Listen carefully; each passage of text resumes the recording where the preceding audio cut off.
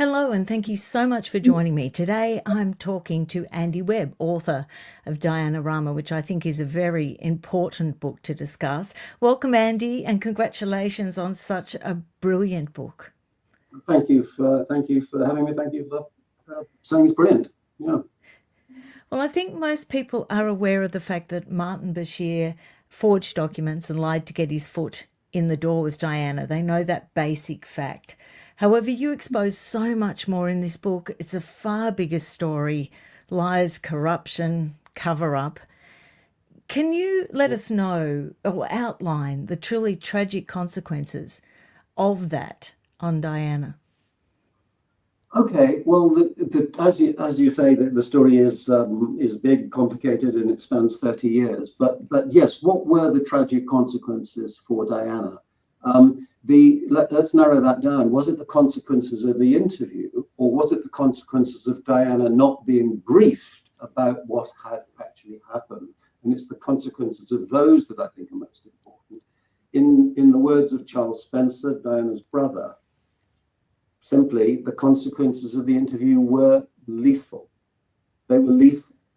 That is to say, quite clearly, there's a prospect that Diana could be with us today, a 64-year-old Diana, a lady with 5 grandchildren, not the lady who died at the age of 36 in 1997 in Paris. So those were the consequences of the interview, and I can explain, and I'm sure we will, why I say that. Yes, I definitely want to unpack that because I think that's what you made so clear in the book, and that's what resonates so deeply. In the prologue, it was very moving. Your interpretation of Prince William's statement about the Dyson report, you referred to it as a victim impact statement. Why do you say that? I say that because long time journalist, which means I've covered a lot of major trials where very often at the end people will have seen them. Relatives very often will be outside the courtroom, and they will deliver a moving retrospective account of what this all has meant to them. And when I saw William, as many people will remember, outside Kensington Palace that day in May of 2021, that's what it seemed like to me. It seemed like it almost stripped away for a moment all the royalness and what have you. There he was just standing in front of a hedge. I think it was something like that. There's a guy standing in front of a hedge, describing it in these very compelling terms, what this had meant to him. So that is why I called it a victim impact statement. That William was it was really telling us what this had meant to him. His words, if you remember, what saddens me most. What saddens me most. And this to come from the young man who will soon be, well, not soon be, but in time will be the King of England. And I thought this is quite extraordinary. Yes, it was, and very profound. And I'm sure that it sort of gave you that extra momentum at the time to continue with what was obviously a really hard task. I was horrified by the missed opportunity to right wrongs with the Lord Dyson's 2021 inquiry. I think you make it really a good case for the fact that he failed to grasp the importance of critical evidence, and he seemed to display, I think, an astonishing lack of curiosity. Would you agree with that statement? I would agree with that. And you said there the failure to perceive the importance of critical evidence. I'd go slightly further and to say fail to perceive the non or the potential non-appearance of vital evidence. That is the evidence, the smoking guns that had been removed from the BBC archives. And as I say in the book, that fact alone was not even commented on by Lord Dyson. And again, it's in the book. I'm just a journalist. But I have covered many big trials, seen a lot of judges and counsel at work, etc. So I'm aware of the apparent temerity of criticizing a former Supreme Court judge. But as I worked through, well, over the years and worked through the report, and I set out very, very clearly, as I think you've indicated, the evidence which indicates that he didn't ask the right questions and he didn't therefore get the right answers. More than that, there are just so many occasions where it just seems to be inexplicable, the conclusions that he brought himself to reach. Principally, his decision to approach the whole inquiry on the basis that Diana was just bursting to have her say. And the assumption that Martin Bashir was just the kind of lucky guy who happened to be in the right place at the right time, that she was going to say that, she was going to give this opening up interview to anybody. No. It was what Martin Bashir specifically, the lies that he had told her, that meant she gave that interview. And for Lord Dyson to what happens is he provides an account of how Martin Bashir was able to meet Diana. Fine, that's all good. But the narrative then stops. It literally stops at the moment where Bashir has met Diana, not the succeeding 47 days, which Bashir has between then and when the interview is recorded. I find it inexplicable. Yes, and I think that's the wonder of the book, because it thoroughly debunks and highlights all the aspects of that report that I think let Diana down.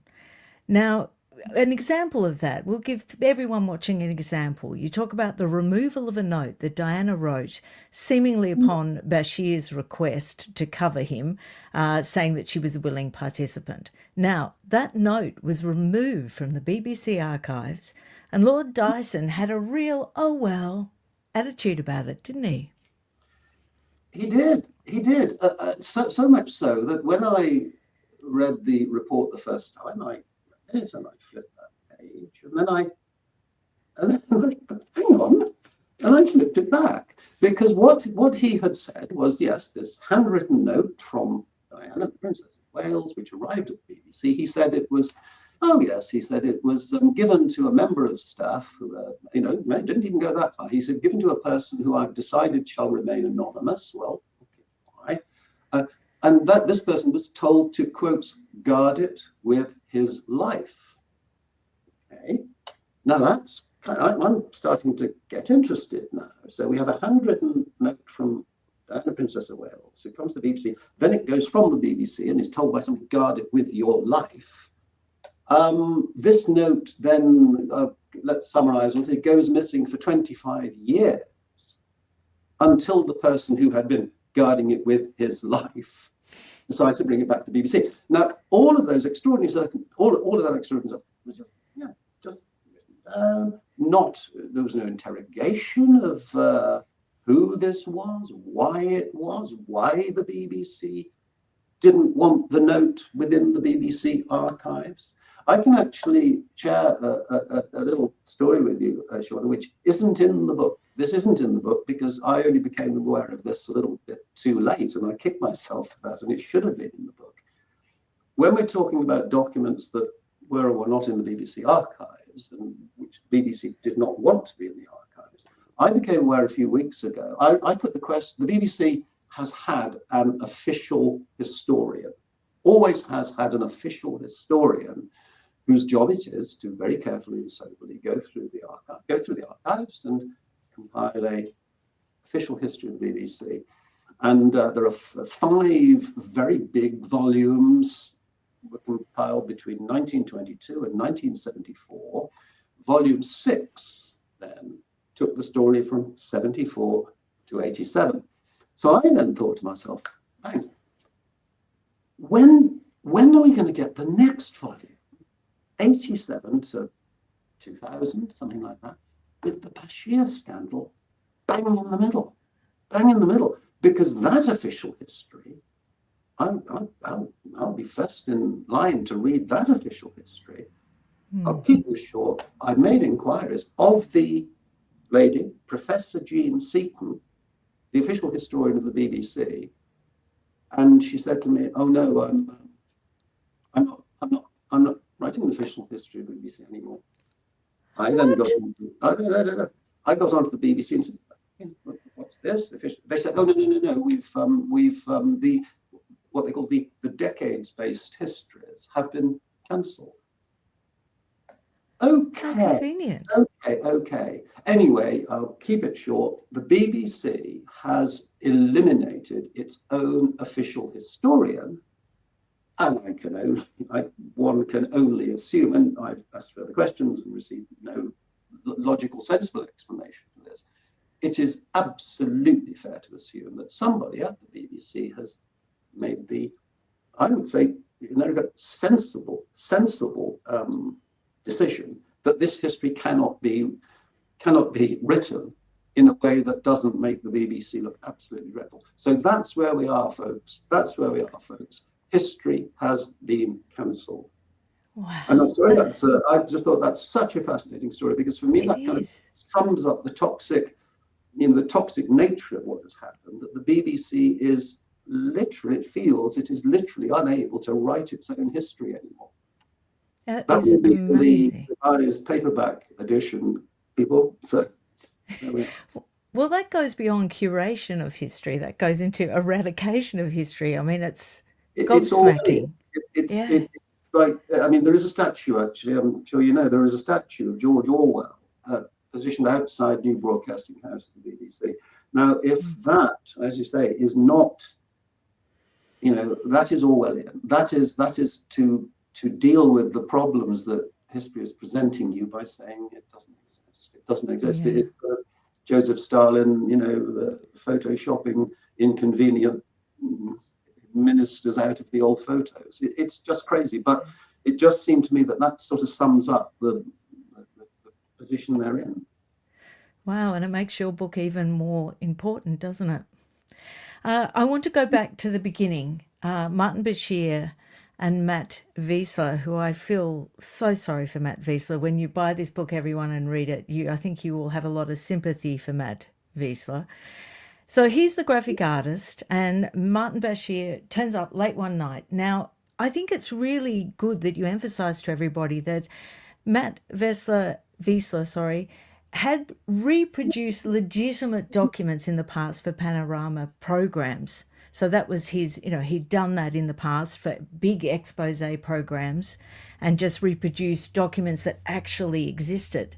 But this was pretty different, wasn't it? This was very, very different. I mean, here we are back in '95. It's sort of year zero of the digital age. Computer graphics are really just starting. Yes, Matt had, for Panorama, on occasions, produced a piece of digital artwork that was absolutely accurate in the figures and the names, etc., that it contained. But in as much as it is digital artwork, it's not genuine, but it is accurate and verifiable. On this occasion, Martin Bashir, as you say, rocks up late at night and wants Matt Wiesler to produce for him two purported bank statements, NatWest bank statements, which were entirely filled with fictitious information. And Matt did know that the information within these documents, they cannot be real. So to that extent, yes, he was aware that he was working on it's really, the ugliest word for it is a forgery, but that's what it was. He did know that he was producing a forgery.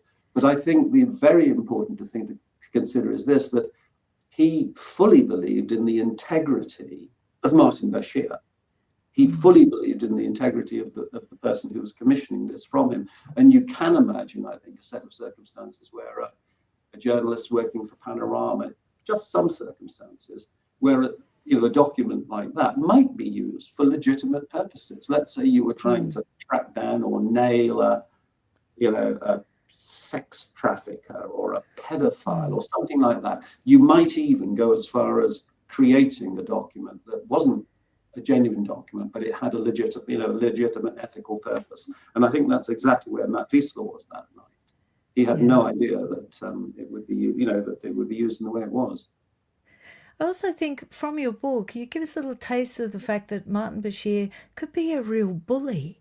You just give us little glimpses of it where he would suddenly change character and all of a sudden be quite foul or quite aggressive or certainly misogynistic.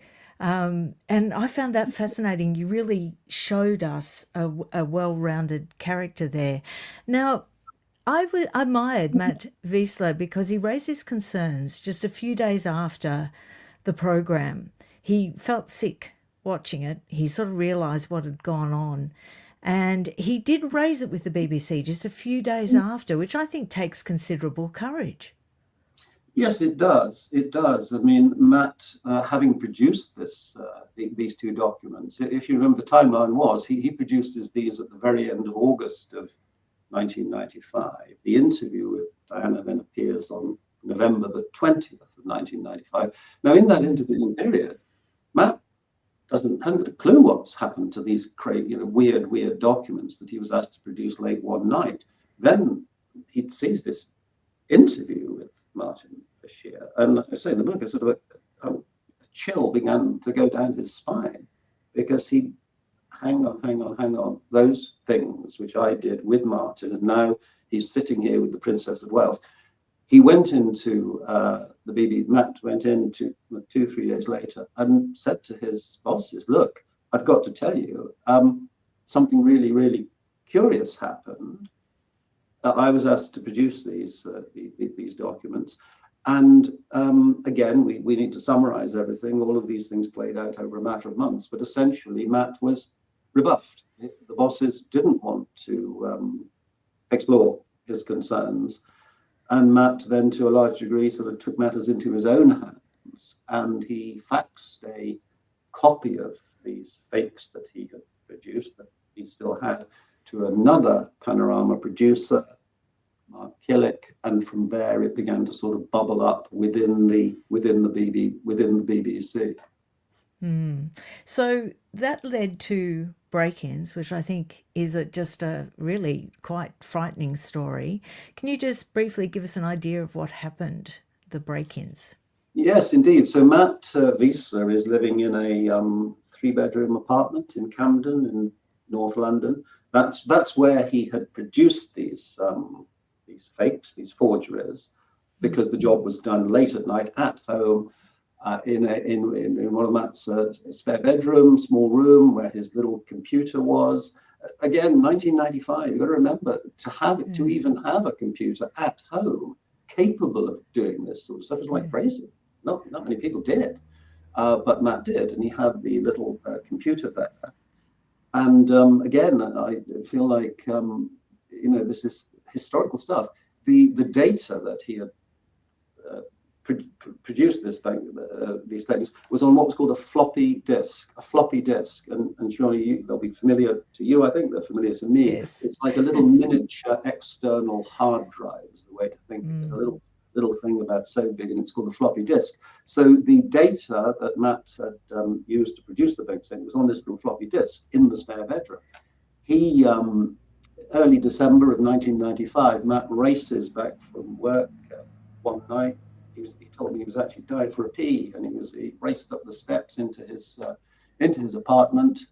I don't know if your You leave that bit for when they buy the book. Let's leave that. Yes, exactly. We'll leave it exactly what betrayed the burglary. We'll leave that till you buy the book. But Matt quickly became aware that there'd been a burglary, and only one thing had been stolen, and the only thing that had been stolen was effectively the floppy disk that contained the info for these bank statements. A week later, there was a burglary at the house of the producer, who I mentioned earlier on, who had been sent the copies. So both of these premises were burgled. The floppy disk was stolen from Matt's apartment. The copies of the statements from the home of the producer were not stolen because he'd been smart enough to actually not keep them in his house. He'd given them to a mate to keep at his separate house. But you say to yourself, this is now getting very, very scary indeed, because who would want to go as far as to carry out a burglary to in these circumstances. If you like, I mean, I can go through the options that quickly raced through Matt Wiesler's head about exactly who had broken in and what Yes, it might please do. portend. Yeah. Well, I mean, Matt said to himself, if you like, you can compile a short list. The first, the first place the finger points is probably, is this the BBC? Is potentially even Martin Bashir himself or an oppo working for Martin? Is it the BBC who've broken in to try and cover up this sort of stuff? Well, actually, that doesn't really make that much sense, because to take away the floppy disk is one thing, but the actual product of that floppy disk, the hard copies of the statements, had already been passed to this further producer, and the BBC management were well aware of that. So Matt could never really work out why the BBC would do this, what's in it for them to have hold of the floppy disk. So let's put the BBC out of the equation. Could it be, reporters, news-hungry tabloid reporters who've hired a burglar to go in and get it? Well, again, possibly, but it seemed to him that, well, look, that's great, but if newspaper, the Daily X, the next morning has a front page splash, floppy disk, well, it does rather point to them. So that seems unlikely that one would actually steal as it were, the source for your story and then print the story. Which the third alternative, and this is, I'm quite aware how this sounds like, the kind of loony in the attic stepping into the looking glass world, but could it have been somebody from a part of the British Secret Services, whether that's MI5, whether it's Special Branch, whether it's GCHQ, who knows? But it's not that crazy to look in that direction, particularly with reference to things that had happened really quite a short time earlier, to do specifically with the tapping, the bugging, and then the retransmission of a particularly damning 2 phone calls from the royal family. Some people may remember this under the name of Squidgygate, which was when Diana's phone was tapped during a conversation she was having with a temporary boyfriend at the time. His pet name for her was Squidgy, hence Squidgygate. So there was clear evidence that somebody somewhere was sophisticated enough to be able to tap what was then a landline at Sandringham, take this compromising phone call, and it appears from the technical analysis that it was then retransmitted on the phone network and downloaded by somebody and then made public. And the general informed conclusion at the time was that that kind of sophistication really required state-sized resources rather than, somebody with a scanner lurking around the corner. So the notion of that sort of involvement is not as fantastic as it might seem, given also the fact that newspapers, when the infamous Diana interview appeared, newspapers were wildly speculating whether it had been gained, whether Martin Bashir had gained it using information that he had been provided by the security services. Had Martin Bashir been issued with various bits of information, which he was then able to, pass on to Princess Diana. Now, if that's the case, it wasn't the case, but if the security services believed that that was the case, one can imagine a situation where one bit of the security services wants to keep tabs on what another bit of it has been doing. Therefore, there could be valuable evidence within, inside Matt Wiesler's flat. So ultimately, the answer is, who did the burglaries? We do not know who did the burglaries. Who most of, certainly that list of 3, and I can't think of a 4th. If anybody can, then I'd be interested to hear it. But of that list of 3, number 3 seems to be favourite, I think. I noticed that you said very firmly and with great confidence that it wasn't the case that anyone was feeding any of this information to Martin Bashir. And that was actually going to be my next question. Had you actually determined any evidence that maybe you weren't able to nail down, that there was, someone behind Martin Bashir, behind this whole thing? You fairly confident that it would just started with Martin Bashir? What an interesting thought. If you're saying what you're really saying there, Sean, I think is it sounds like very close to saying, so was Martin Bashir potentially telling the truth in all of the horrifying, frightening things that he passed on to Diana? Oh, no. I think I didn't mean that at all. No, I meant that it was all a stitch up and that he knew of it. But I just wondered if there was others involved. Not I see. not suggesting that anything you've written about Martin Bashir isn't 100% accurate. But I just wondered if there was more than him. I don't. Well, no. My evidence does not point any broader than Martin. Right. Martin Bashir. The book overall, I'm afraid, ends up being, massively critical, or at least asking very, very big questions of the BBC. The one thing I would most certainly say, in their defence, as it were, is that those BBC managers at the time had no conception of the enormity of what Martin Bashir was up to. No conception at all. It was just that what they did know, in my view, was more than sufficient for them to have gone to Princess Diana and briefed her on even what they knew. But no, my firm belief and evidenced belief is that the plot, the conspiracy, as it were, was all Martin's doing. Right. I'm going to get on to John Hall and that governor's meeting very soon. But I found it very interesting that Martin Bashir had such a good way to get to Diana because he had so much to build on. She had every right to be suspicious, frightened, with all the really weird things that happened, like you pointed out, Squidgygate. But there was also the death of Barry Manicky, which she believed was, a hit job. And you've discovered that obviously it was just an accident, but you can understand her fear. So he had that whole foundation to build off.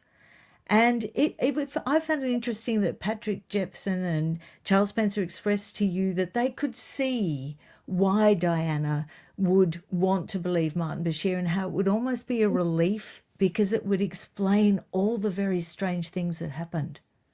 I think you're absolutely right. And often we've heard the words been used regarding Diana that she was paranoid.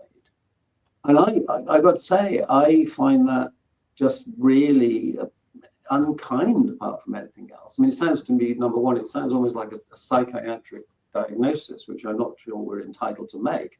Paranoid? Well, let's put it this way. What you have to remember that somebody representing the British Broadcasting Corporation, Martin Bashir, this reporter with his wire-rimmed glasses and his suit, he'd gone to Diana with documents as well, to present the extraordinary catalogue of lies that he did present. I'll put it this way. I mean, if David Attenborough were to come up to me and whisper, I have to warn you, somebody wants to take you out.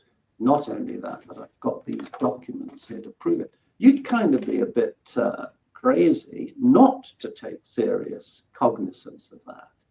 Yes. As we've discussed, Diana has absolutely concrete first-hand recent evidence that her phone has not only been tapped, but then the very embarrassing conversation rebroadcast in a very, very sophisticated way.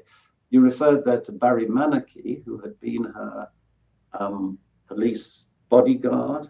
There is evidence, good evidence, that the relationship between them grew much, much too close. I stay away in the book from exactly how close, because that isn't the point. The point is the impact it had on Diana when Barry Manaki tragically was killed in a motorbike accident only a few months after the nature of this too close relationship had been revealed. So you don't have to be paranoid to begin to wonder what is going on here. And as I say, if the BBC then come to you and tell you that they have evidence that there's a plot to have you murdered and one thing and another, that's just one of the extraordinary factors in this whole story. I think the cruelest all of it was horribly cruel, but the forged documents that, made out that her private secretary, Patrick Jefferson, was betraying her and was somehow in cahoots with Charles's private secretary, Richard Aylard. I just found that so incredibly cruel and isolating because it gave her no one. It gave her no one that she could turn to. It awful. What do you think it was? What do you think it was that tipped her over into that interview? What do you think was the real hook that got her? I think I know. I'll say exactly what that was, but I think it's useful really to kind of put a modern framing and a modern terminology around this, a 2025 terminology. And what happens if you do that? Okay, you get to a situation where you've got a predatory male. This is Martin Bashir. You've got the 34-year-old single mum who is Diana, and the two kids. And you've got somebody who, in modern terminology, is being groomed, and they're being gaslighted. And you said what tipped her over. Well, what tipped her over was this. Martin Bashir had very, and this isn't my speculation. This is Charles Spencer's, careful analysis as well. Martin Bashir had realized that Diana's weakest spot, where she was most vulnerable of all, was her abiding fear that her two children, William and Harry, could be taken away from her. And she, of course, Diana at this point, she's not yet divorced, but she's a separated mum. She's 34 years old. What does she see? She sees the two boys on weekends where they're not in her care and custody and they're in Prince Charles's care and custody. They're being looked after by the nanny, who her name married enough, Alexandra Pettifer, better known to history and newspaper readers as Tiggy Legg Burke. Tiggy Legg Burke. She was 30 years old. She was the nanny who'd been employed by Prince Charles to look after the kids. Now, Bashir had realized, smartly, in a very sinister way, that just like, it will happen in a million, difficult marriages the world over, the potential for tension between separated mum and new young woman who seems to be on the scene, that's a very, very rich area in which to, sow division.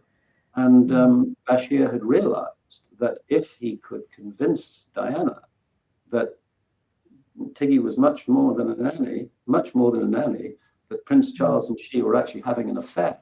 Not only that, but that Tiggy had had an abortion, Charles as the father. If he could convince Diana of that, then he was very, very much inside inside Diana's head. That's what he was able to do. You said what pushed her over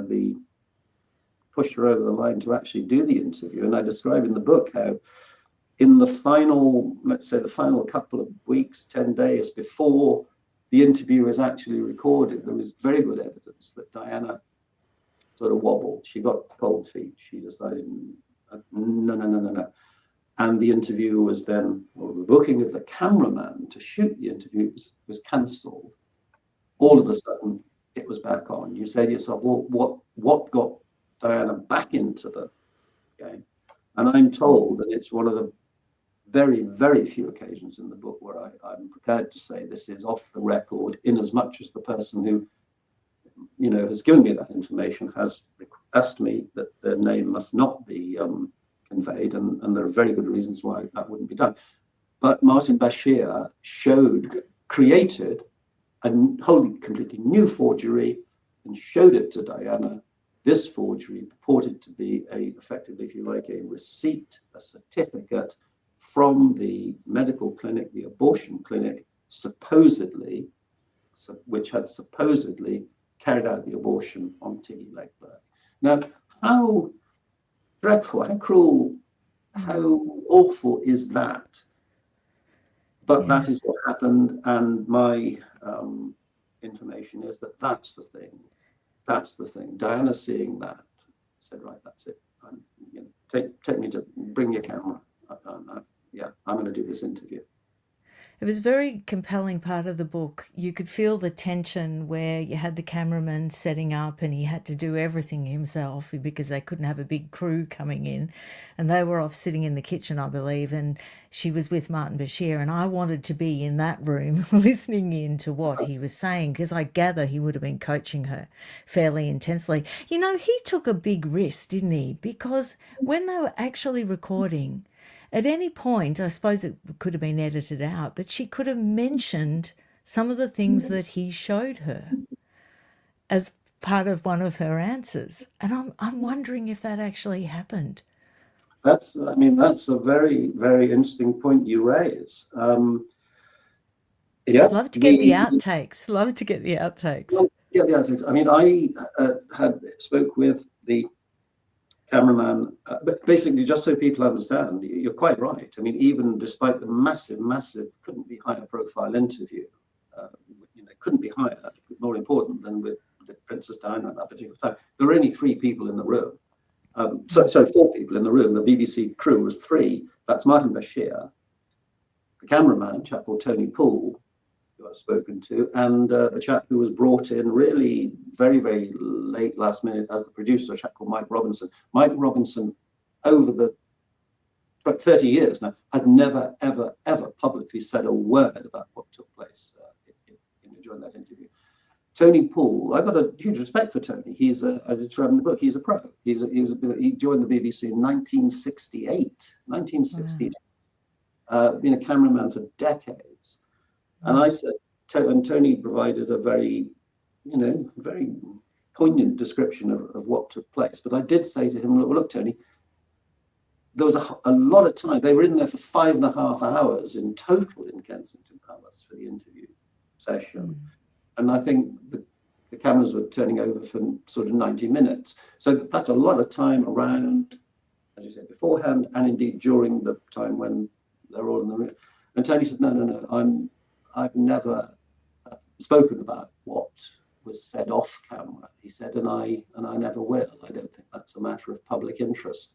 I would respectfully disagree and say it is potentially a matter of great public interest, but it's entirely for him to say whether he likes or not. But I mean, there is separate evidence that Diana was thoroughly coached, literally on the night. I'm absolutely convinced that in the days and weeks before it, she and Martin, as it were, prepared exactly how it was going to go, but then come to the night itself, because her butler Paul Burrell, who some people have looked slightly askance maybe at times at things that he's recorded, rightly or wrongly, but he records quite definitely, and to me that's the kind of ring of truth about it, that Diana quite soon after explained to him in some detail the degree to which she was providing sound bites to prompts as she and Martin had previously prepared. She said apparently to him, I just really, really, really had to get it right every time. I had to get it right every time. It wasn't a normal interview. It's like this, if you like. You're saying to me, well, what happened when? And I do my best to tell you. This wasn't like that. This was, so first of all, I will say this and you will say that, and then I'll say this and then you'll say that. And that is precisely how that interview unfolded. I think if people, because of course, there's no disguising the fact it is there on YouTube or Facebook or wherever it is, it will always be viewable. When you see it, it's really quite remarkable.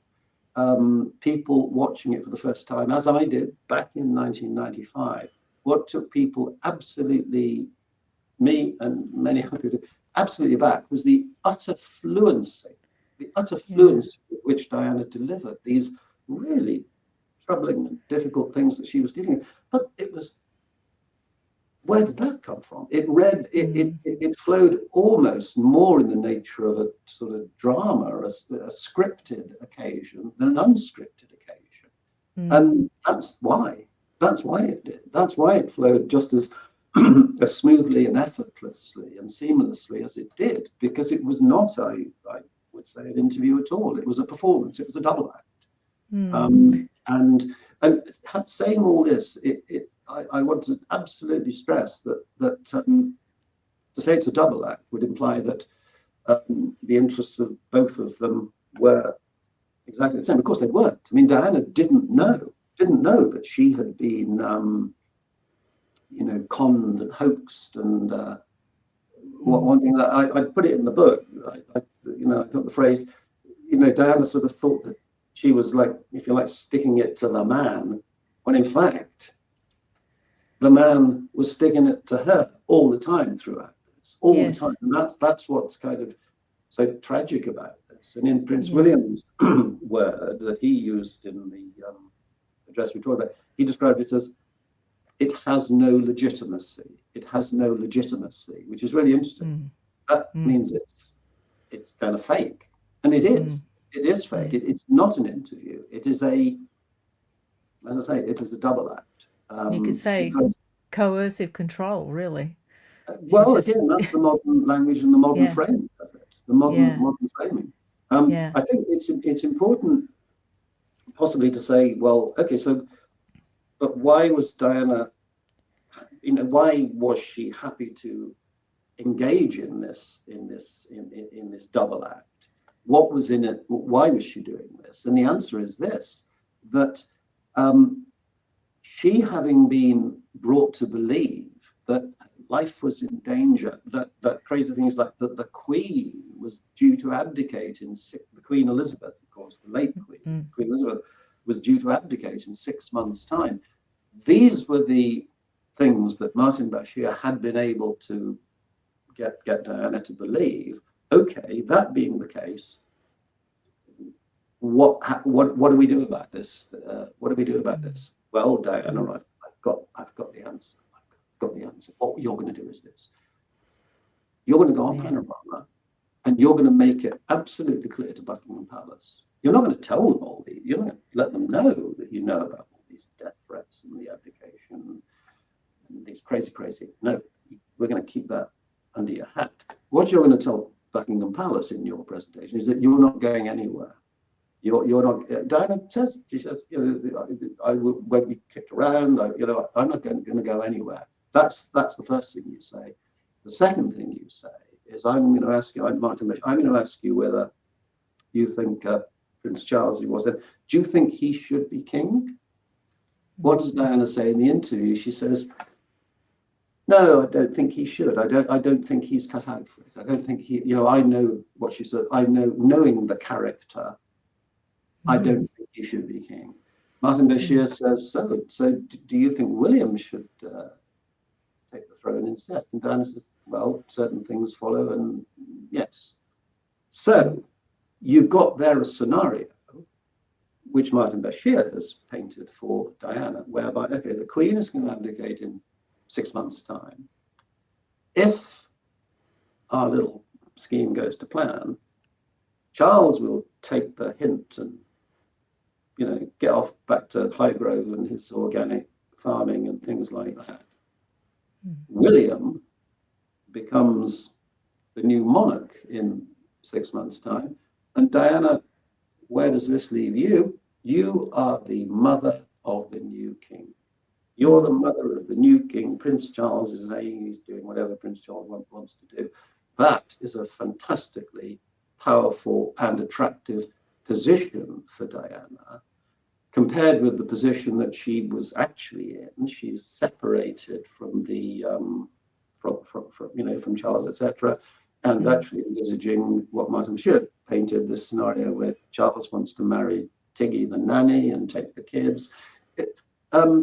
Diana in the book, I point out that Diana, shortly before the interview, we have a note from Diana in Diana's home where she wrote, "Camilla is just a decoy.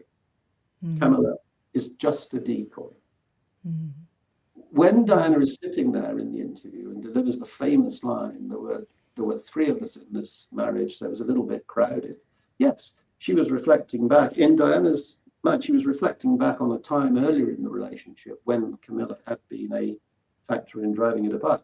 At the time Diana is saying this in the interview, she couldn't give a hoot about Camilla. Couldn't give a hoot. That's all done and dusted as far as she's concerned.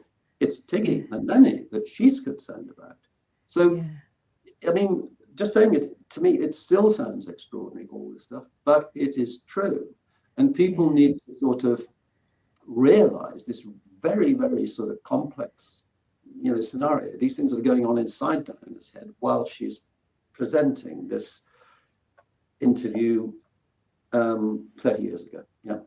Yeah, and I've got to say that I was completely convinced by the time I got to that part in the book that if I was in her position, that the only safe course of action would be to be out there loud and make a definitive statement, a powerful statement to keep yourself safe.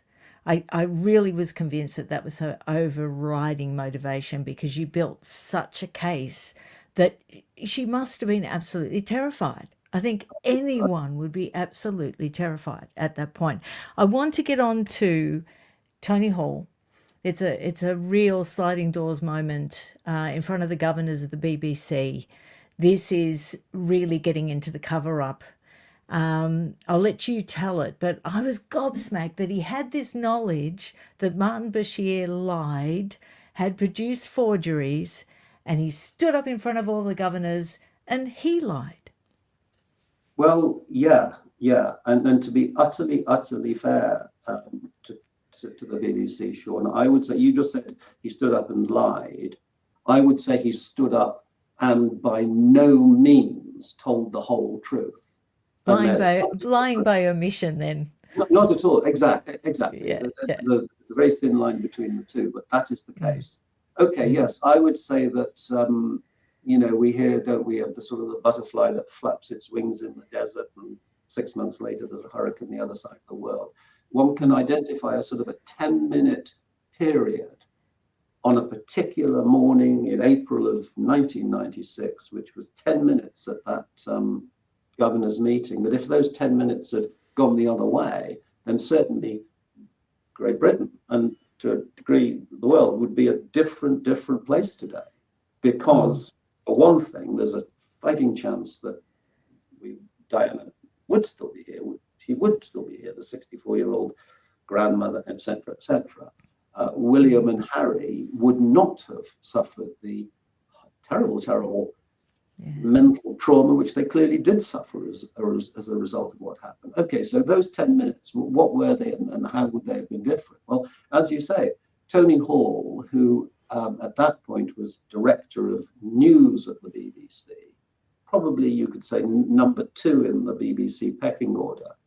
He later became Director General of the BBC, but at this point he's the Director of News. He has been put in charge of conducting an internal inquiry into just what Martin Bashir had been up to. And he was called before the Board of Governors to explain what he had discovered. Now, it's critical because this was the only occasion where outsiders, BBC governors, in as much as they were outsiders rather than management, had a chance to hear what had happened and examine it. Now, Tony Hall at that point in history knew that Martin Bashir had, number one, he'd commissioned the forged documents. We know Tony Hall knew that Bashir had shown the forged documents to a member of the public, i.e. Charles Spencer, and he knew that Martin Bashir had then lied about what he'd done 3 times to his bosses at the BBC when asked about it. So those are the things that he knew. He knew that there were forgeries, he knew they'd been used, and he knew that the guy with the forgeries had lied about it. What did he say to the governors? He said, his words, that in his view, Martin Bashir was honest and honourable, And the account that he gave of these forgeries, what they were and how they were used, was just almost impossible. It didn't make any sense whatsoever. First of all, he described them not as forgeries, but he described them as mock-ups. Now, that is almost a sort of technical term to describe a piece of graphic artwork for a television program. And he said, yes, there were some mock-ups, but they broadcast. Well, hang on. If I go and get a £20, a $20 note, is that a mock-up? A forged $20 note? Is that a mock-up $20 note when I go to the off license and deploy it? No, it's a forgery. But Tony Hall was careful to he had to make some reference to these things. But critically, what he did not tell the governors was that they were forgeries, they'd been used, and the guy had lied. Now, I spoke, and again, the record of this is in the book. I spoke to one of the people who was at that governor's meeting. He's now 81 years old, Richard Eyre. He's a very distinguished former theatre and film director. And I said to him, look, Sir Richard, you were at the meeting. You heard this presentation from Tony Hall. Had he actually told you and the other governors the whole truth, that there were forgeries and lies and so on, what would you have done instead that you didn't do? And he said, it's utterly clear what we would have done. We would have instantly need a full inquiry into what's going on. Why do BBC Panorama reporters need forgeries in the first place? And why do they show them to people? And why do they lie about it? It's just so obvious what would have happened. We would have wanted a full inquiry. Had there been an inquiry at that point, it's absolutely, as sure as night follows day, the fuller extent of it would have come out. But most importantly, Princess Diana would have at least been briefed just on that much of it. That this chap who you've been seeing, Martin Bashir, the chap seemed to get on with it. I'm afraid, Your Royal Highness, we've got to tell you that he's been using forgeries and been lying, and he's not a truth teller. He's even if she'd been briefed to that extent, it seems to me, and indeed to members of her family, that would have been crucial information.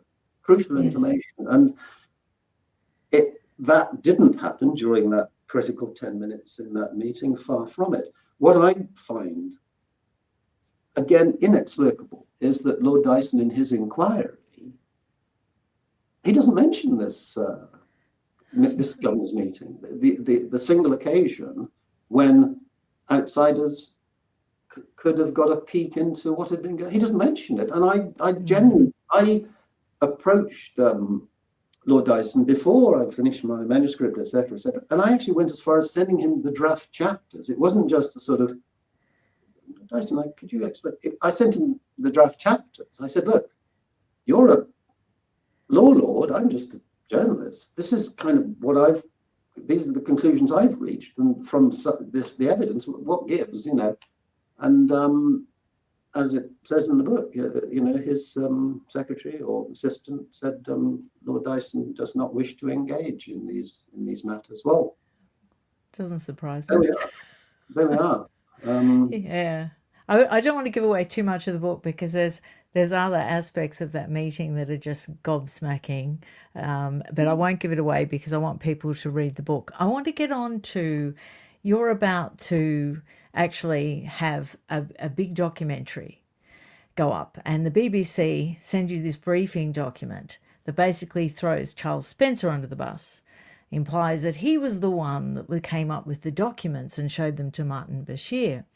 Now, you had a decision to make at that time to either believe that, which would have been, would have destroyed your program that was about to go to air, but I don't think that influenced you. I think you were after the truth.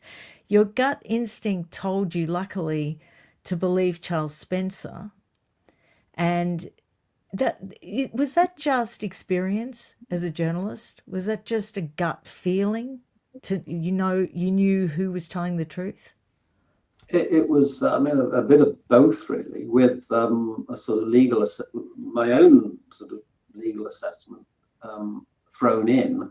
I mean, just to explain that, the document you're referring to, yes, absolutely. 48 hours before my the documentary I've been working on for Channel 4 News in the UK 48 hours before that was due to air. So of course the documentary is absolutely ready. It's all finished, all the technical checks, everything is absolutely finished. So the documentary is done and dusted 48 hours before it was due to go on air.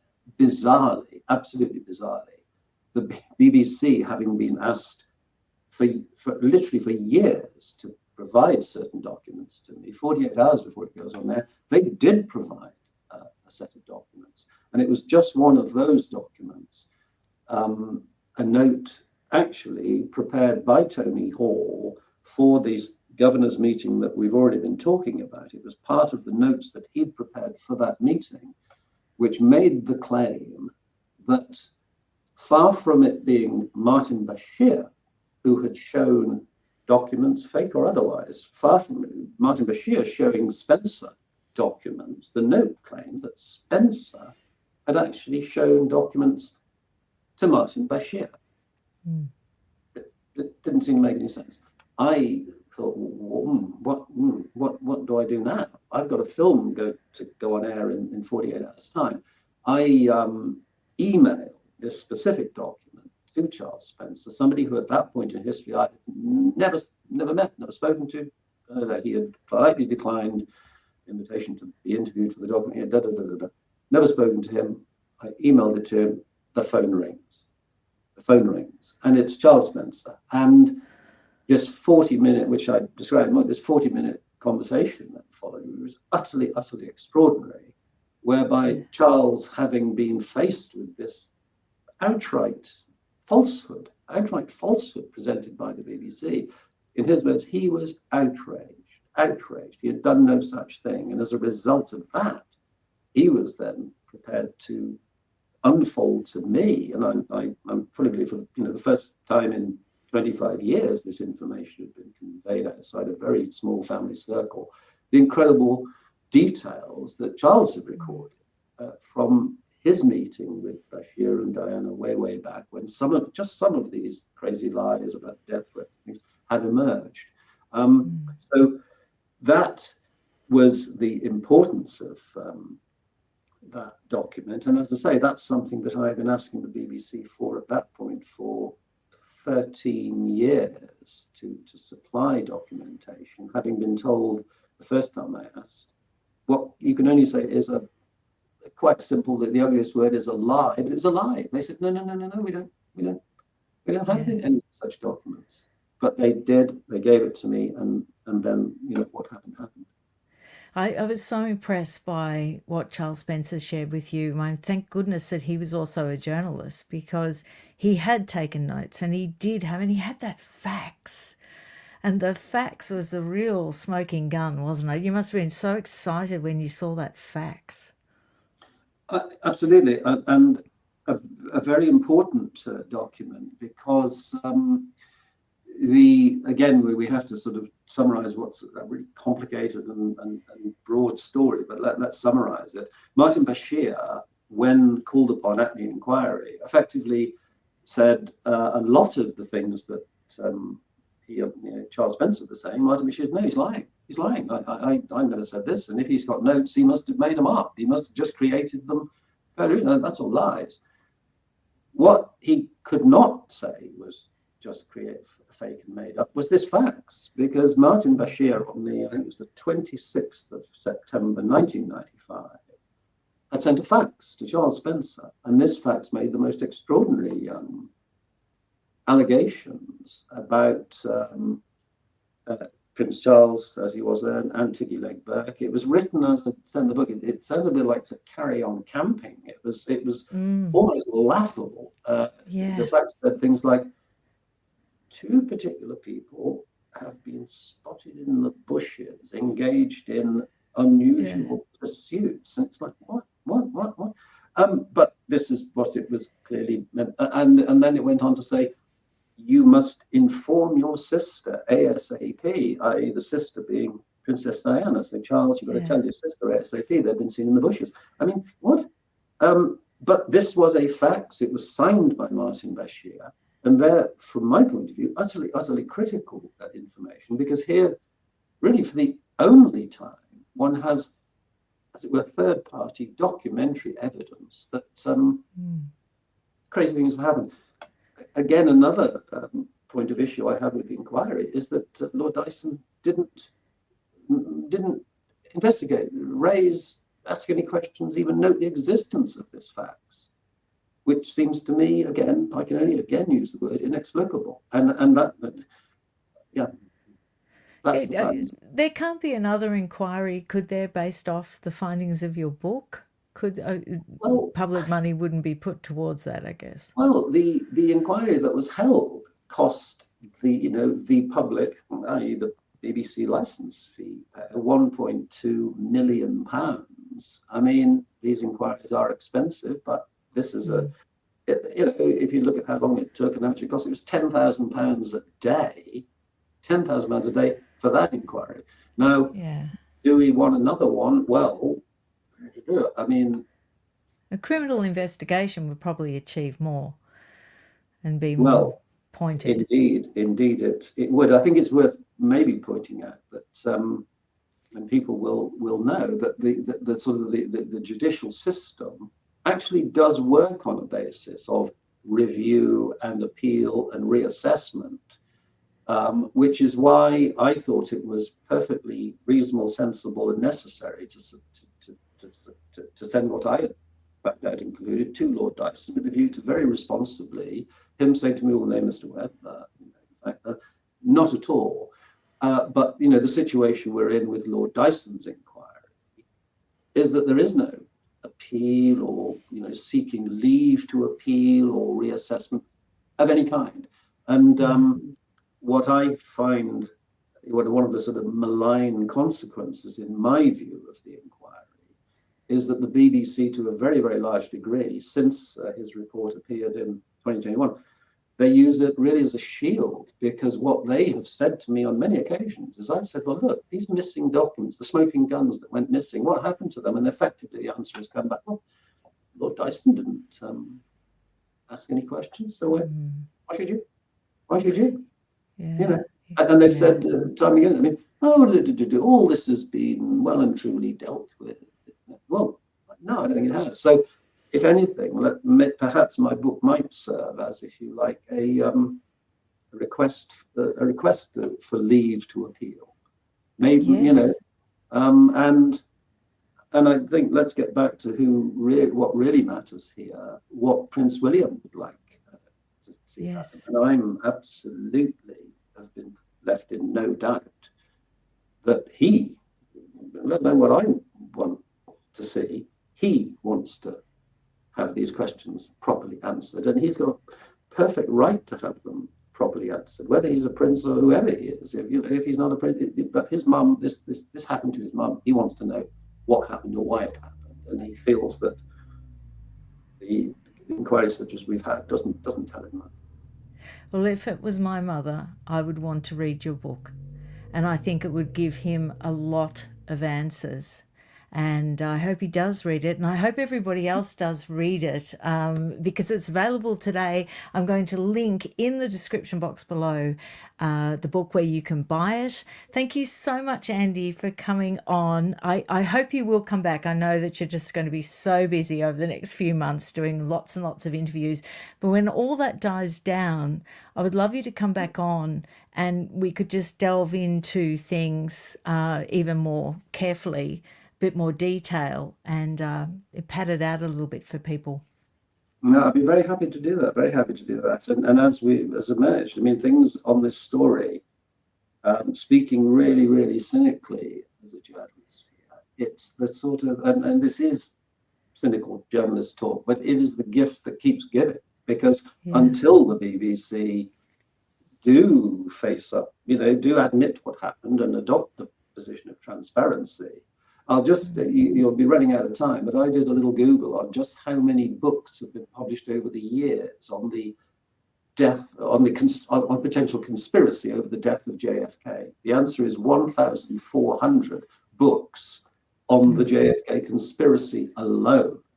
So what I'm saying there is I suspect my book, good or bad as it may be, is not the first book that will be written on these matters, because there's an awful lot of very serious questions that haven't yet been answered, and I try to answer.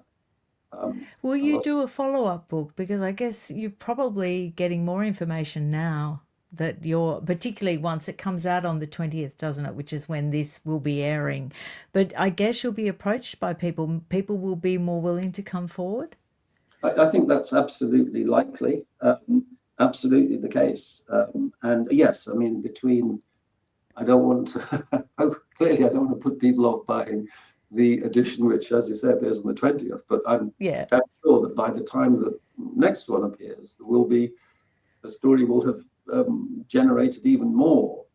No, they're going to have to start with this one just to get the foundational story, and then I'll be very interested to see what happens from there. Thank you so much for joining me. I do appreciate it, and I hope to see you again. Indeed. Thank you.